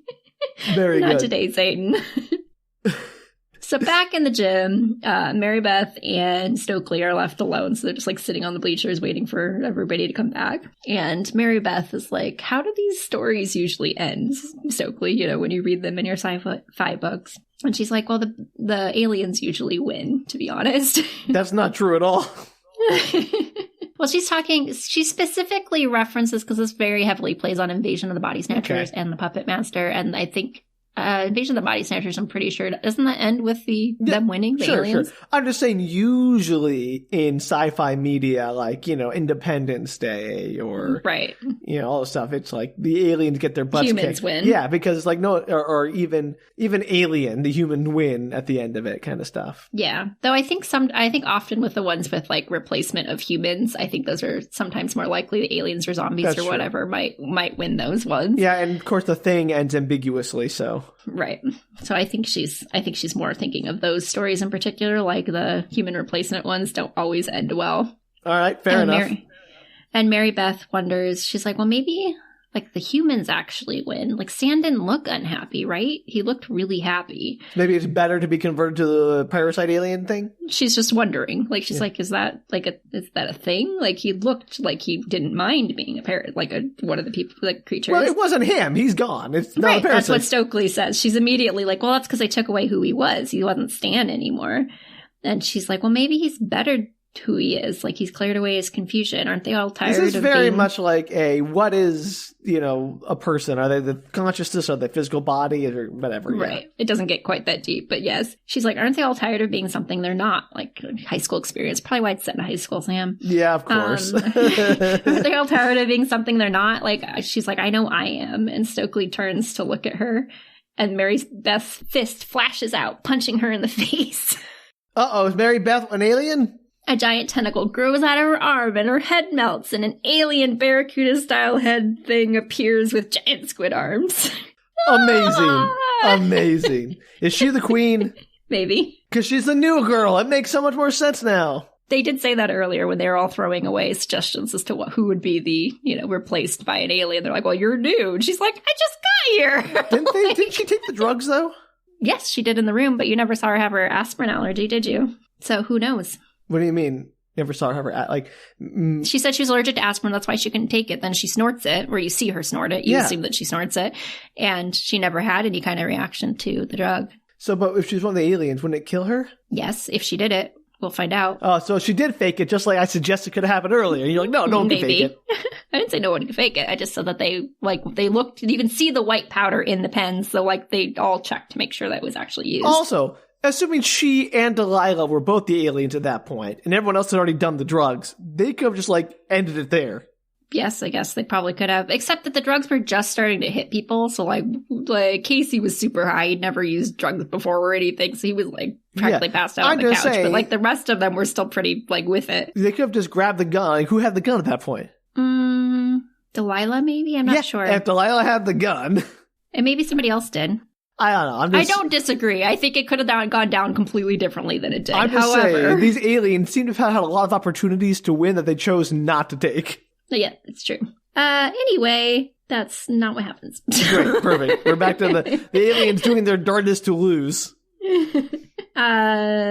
So as all this is going on, Casey finally makes it back to the gym just in time to see the horror, and they like run for it, running through the pool like that's connected to the gym, trying to get outside. And the creature jumps into the pool, swimming across the like creature super fast. Mary Beth. Okay, making sure I knew Mary Beth creature jumps into the pool, trying to get outside, like following them because she can go much faster in water, as you might imagine. Sure. And the creature pulls with its tentacles, like reaches out with its tentacles and pulls Stokely down, and she hits the like tile of the pool and gets pulled into the pool. Oh no, Stokely! Oh no. I know. You didn't see my hands, but they were mimicking the actions. I can imagine that you were doing tentacle arms this entire episode. I was, and then they like grabbed her and I pulled her. Nice. Nice. I just did it again as I was talking about it. But it's a compulsion, Danielle. Thank you for telling us. It really is. And Stokely's like underwater, her nose is bleeding, there's like blood everywhere. She's like kicking, like she suddenly comes to and she's like kicking and trying to get out and everything, and she finally makes it out of the pool somehow and manages to escape as the creature rises out of the water, growing larger, assumedly from the water. I don't know, maybe the water makes them expand. Like a sponge? Yeah. Great. So they run off and they're like hiding in the locker room. And in kind of a cool CGI effect, the shadow of the creature in the water turns into the shadow of a human. And then Mary Beth arises from the water. She's naked and she's like walking from the water. It's kind of cool. So she got a naked Mary Beth rising from the water. Yeah. You have to have a naked girl in every 90s movie. It's just a law. Interesting choice. I'm just thinking that like, they weren't going for a PG-13 on this one. I assume this is rated R. There's a lot of blood, I think. Yeah. And they do show her breasts, so I would imagine this is an R. Well, all the best horror movies are, right? Yes, because they all have to... It's classic horror that you have to show some woman's boobs. So Zeke appears, I guess, into the gym. He's made it back into the gym, and he runs into the locker room, I guess, following the noise or whatever, and Stokely calls out to him. And she's like, over here! But Mary Beth is in the corner as well. No! I know. And they do the she's evil, no she's evil, no she's evil, no she's evil bit. But then Mary Beth makes, I guess, the mistake of stepping into the light, and she's like obviously naked, and so that throws off the game because you're like, well, that's not normal. Why would she do that? I don't know. I think it's just, I don't think she thinks the nudity is weird. Like, they're aliens. They're not like, oh, I know, all the human foibles. I thought her, like, face melted into squid. But she turned back into a human, so clearly they can change from human to squid. That's, like, how body work? How body work, Danielle? That's how it, she's the queen. She can do whatever she wants, Sam. How body not be broken anymore? She can apparently turn from human to squid creature. That's incredibly impressive. And they're like, obviously, they're very thrown off because she took the drug. They watched her take the drug. And so they show a flashback to her. And as she goes to take the drug, to snort the drug, her, like, a little skin flap closes over her nostril. Oh, so she had, like, a magic nostril. Yeah, and then she uses one of her, like, her little pinky finger, like, turns into a tiny little squid tentacle, and it pries off the bottom of the lid. And as she takes the, like, snort, it spills all over to, like, the floor. They don't see that part. So it looks like she used it, but she didn't. Crazy. It is crazy. So she's like, now she's kind of given up that she's, pretending to be the nice one. And so she's like, don't you want to come over to my side? I'm, like, super attractive, don't you think? Hey, come to the dark side. Yeah. And he pulls out a drug pen from his pocket and hides it as she starts to, monologue. Always with the monologuing. Like, there are so many times you could just, like, brain alien all these people and been done. Yep. So he raises it, ready to stab her, but unfortunately, Stokely's been turned and she grabs his arm from behind. Oh, shocking. I'm not shocked. He drops to the ground, yeah.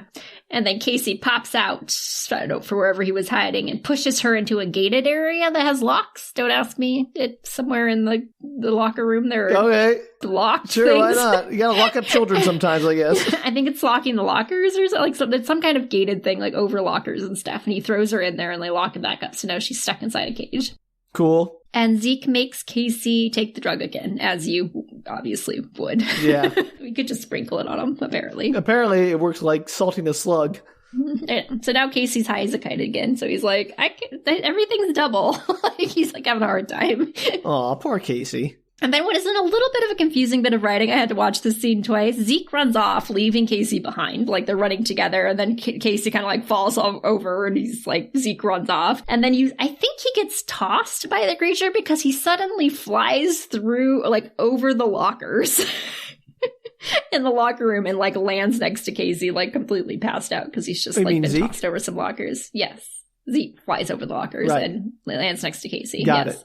And Casey's, like, trying to help him, but has to leave because the creature's coming for him. So he, like, grabs the pens that are, like, that he's got and, like, sticks them in his pocket and runs off.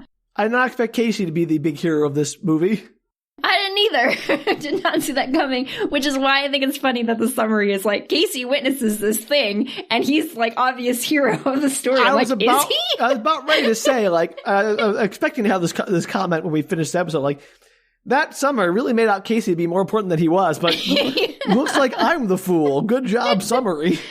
And I did leave out a couple of scenes where Casey's the one that's like, we've got to take this down. Like, we're the ones that have to stop this. He's the, like, adventure one. And that's one of the things they say earlier is he's like, well, you could be the creature because what are you? Suddenly some action movie star? Like, you're the geeky, nerdy guy who, like, gets beat up every day and you're, like, gung-ho about taking aliens down. Like, that seems suspicious. Fair. So he has been the one that's been very, like, gung-ho about, like, we have to do the right thing and save everybody. I took that out. But that's the only part that suggests that he has a bigger part to play. They made a real choice with this, I suppose. It's not the quarterback, so good job, I guess. Yeah, go for it.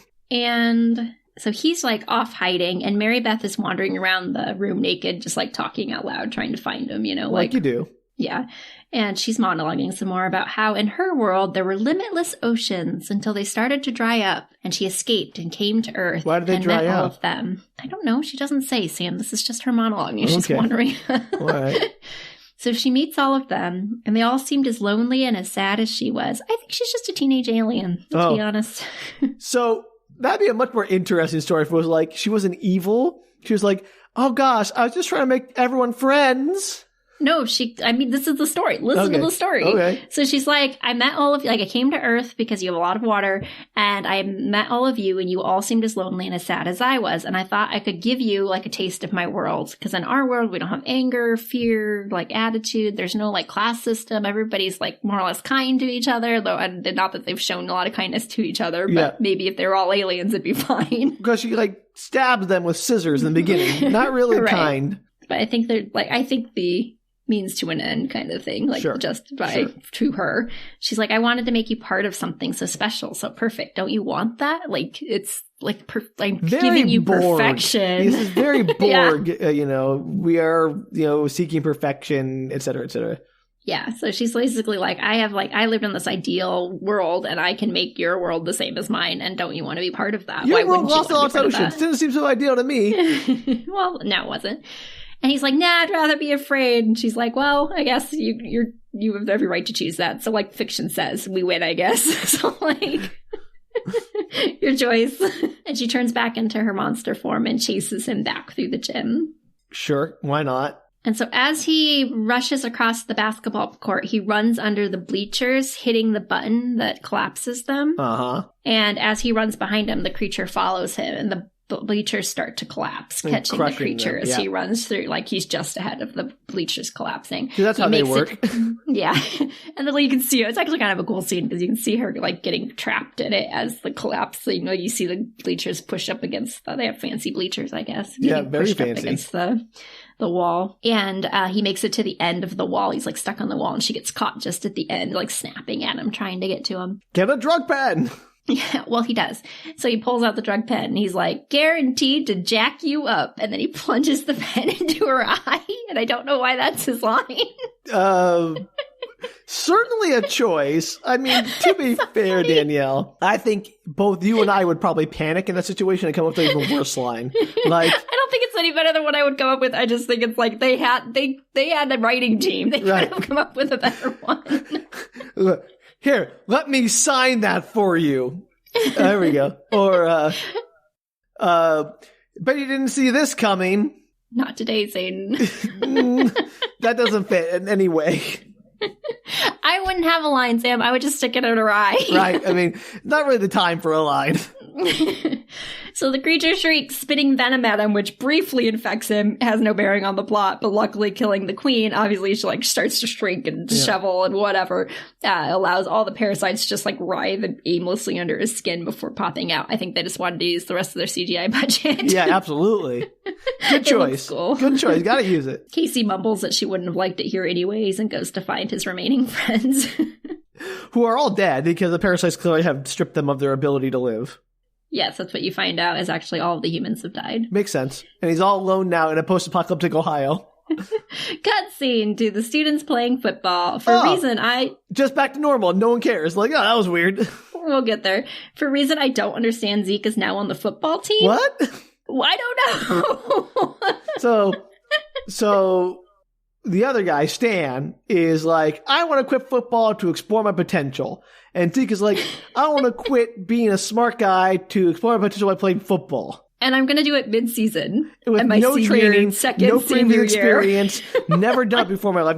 I'm not conditioned. I'm not anything. Let's do it. Yeah, it's so confusing. I was so confused when he pulled off his helmet. I was like, why is he here? That is a bold choice this movie has made.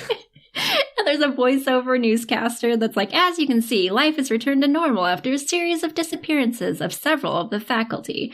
Despite a claim by some students that extraterrestrials were involved, there is no proof of this. So basically a bunch of faculty have disappeared, quote unquote. None of the bodies were found. Correct. And they're just like, well, that's weird. Anyway, back to the normal school year. Don't have to worry about that at all. There aren't like panics or searches or big news stories or anything. Oh, that's a big news story. There's a ton of news reporters. Okay. And we'll get into this. It's almost done, but there's like a brief mention of this.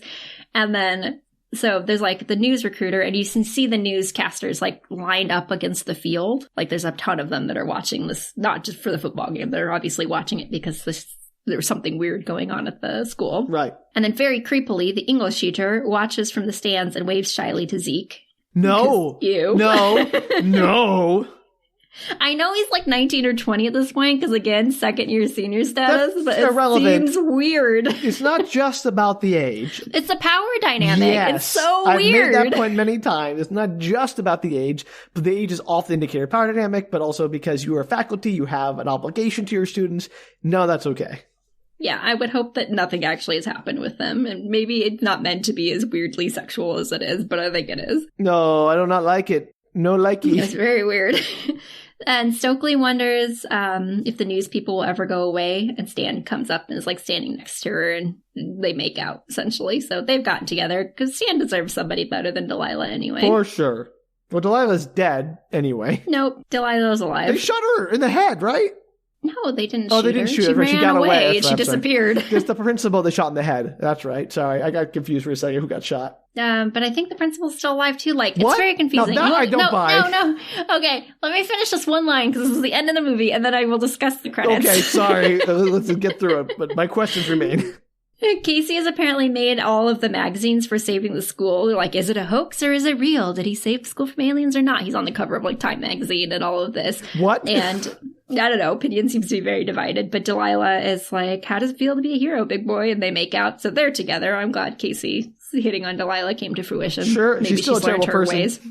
Maybe she's better now. Okay. And news reporters call out his name in the background, and they like smile at each other, and that's the end of the movie. But in the credits, they like show post-credits, not scenes, but just like kind of little clips of like all the characters, you know? And they seem to be still alive. All of the like the science teacher who got stabbed in the eye with through his brain with the pen saying. Has his hand all wrapped up and is like an eye patch on. And I'm like, he could not have survived that. If the principal is still alive in these after credit scenes, Danielle, I will be infuriated. I'm pretty sure she's in there. I think they show every cast member except Mrs. Brumble. Miss Brumble's just dead. Yeah, okay. Nonsense. Absolute nonsense. I'm pretty sure. I could be wrong. I could go back and I could watch the last couple minutes of it. This might be too inside baseball, but how is this creature planning to reproduce? Like, if all the people are taking over, do they just reproduce the normal way but just controls everybody? I don't know. What do you mean reproduce? I think it just replicates itself, so it doesn't need to reproduce. But my point is, like, once everyone's infected, it got, like, nowhere to go. It's going to die out when everyone else dies out, right? I think it's just going to live in the bodies of the humans. Right, but then... take over the planet. But once everyone's infected, like, let's say it takes over all, 7 billion people, whatever. Can it still, like, do people still have to reproduce for it to have new hosts to carry on after they age up and die? I assume that if they had why can't they just have sex like normal humans? That's my question. Does that work? Baby and then infect it? Probably. Okay, I don't know. I mean, there's still there's still like there's a parasite in there, but there's still biologically the human. Their bodies don't seem to work anymore. Like Mary Beth, her body melted and got reformed. But she's the queen. Yeah, I don't know how this all works. That's the only one you see do that. But what about the teacher when her head came off and she's squid body looking for a squid head? Yeah, but they seem to still have, all the organs and stuff of a human. It's just they're parasites feeding off of the water that comes in. Also, wait a minute. The English teacher had her head come off. How is she, waving shyly to Zeke? Because you see the other body, looking for the head. I think it just puts the head back on and somehow reattaches. They seem to be fairly indestructible. Okay. Sorry, I'm just trying to understand the rules of how this is working. I don't know, Sam. I only can tell you what I saw on the screen. Wild stuff. I still think the choice to start in Ohio was not a good choice, even despite, whatever teenager logic there was. So good. What a good movie. All right. Well, thank you for sharing The Faculty, Danielle. You're welcome. I did a double feature of The Faculty and Disturbing Behavior, which I know you haven't seen, but as equally as kind of, it's not quite as weird, which is why I went with The Faculty, but it is a solid double feature if anybody's in the mood for some 90s, early 2000s teen horror. Excellent suggestion. I appreciate the double feature shout out, especially during our Spook Retorts. Yes. Solid one for the Halloween-y spooky season. Well, appreciate sharing that, Danielle. An excellent conclusion to our Spook Retorts double feature of our own. Yay! If you out there have a better suggestion of where these aliens could invade that isn't Ohio, or want to try to justify why Ohio was the choice, you can... Ohio is always the choice. Okay, sorry, I guess we don't need that, but you can try at bookretorts.com. You can also tweet, Instagram, or Facebook us at Spook Retorts. And if you want to fund our own investigative reporting into these incidents at the Ohio schools, you can do so at patreon.com/bookretorts. Does that mean we have to go to Ohio?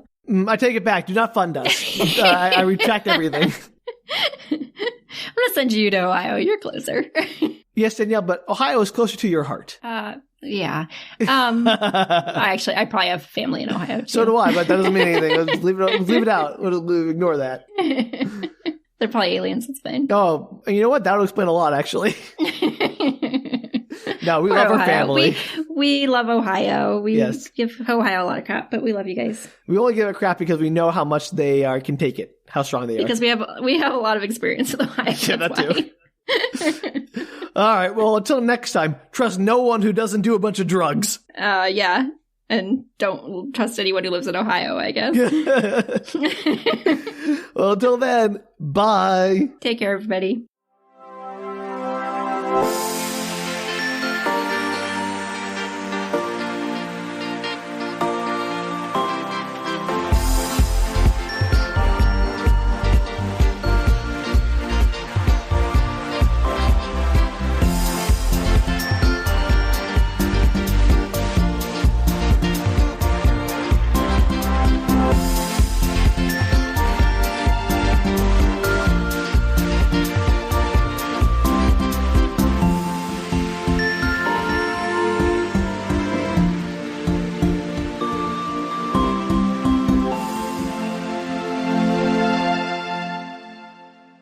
All right, hold on one second. I gotta use the restroom real quick. I took 3 glasses of liquid before I started. I'm surprised I haven't peed yet. All right, well, maybe this is a good time for you to take a break, too. I'll be right back. I don't need to pee yet. Doesn't mean you couldn't just empty the tank anyway. I'm not going to. Okay. Why are you whispering? About your bladder?